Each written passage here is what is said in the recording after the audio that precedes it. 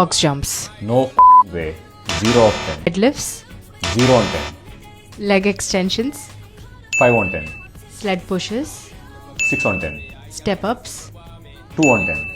leg press, 10 on 10. thrust, 4 on 10. glute bridges. 2 on 10.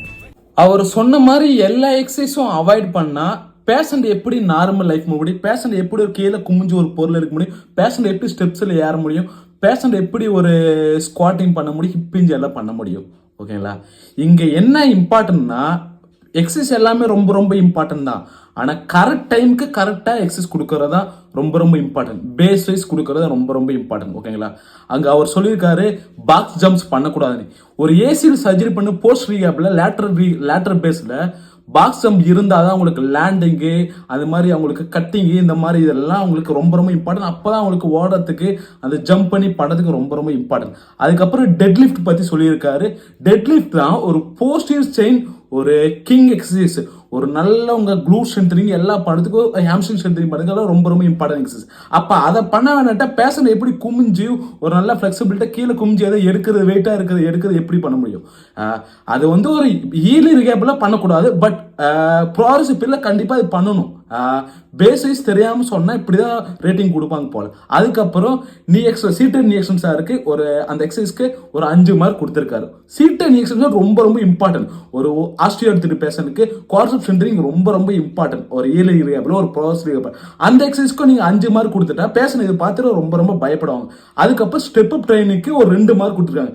அப்போ step up exercise பண்ணலைன்னா அவர் எப்படி patient வந்து ஒரு ஸ்டெப்ஸில் ஏறுவாங்க? அது எப்படின்னு தெரில. ஸ்டெப் அப் ட்ரைனிங் ரொம்ப ரொம்ப இம்பார்ட்டன்ட். ப்ராக்ரஸ் ஸ்பீடில் வெயிட் கொடுத்து பொறுமையாக ஃபர்ஸ்ட் வெயிட் இல்லாமல் அதுக்கப்புறம் பொறுமையாக அதை பண்ண வைக்கணும். அது ப்ராக்ரெசிவாக பண்ணணும். ஓகேங்களா? அதுக்கப்புறம் ஸ்குவாட்ஸ் பண்ணவே வேண்டாம்னு சொல்லிட்டாங்க. ஓகேங்களா? ஸ்குவாட்ஸ் வந்து ரொம்ப ரொம்ப இம்பார்ட்டன்ட். உங்களுடைய ஆன்டீரியர் செயின், போஸ்டீரியர் செயின் எல்லாத்துக்கும் ஒரு மெயின் இம்பார்ட்டன்ட் எக்ஸசைஸ். அது பண்ணலைன்னா பேஷண்ட் எப்படி ஒரு ஃபங்க்ஷனல் மூவ்மெண்ட் பண்ண முடியும்?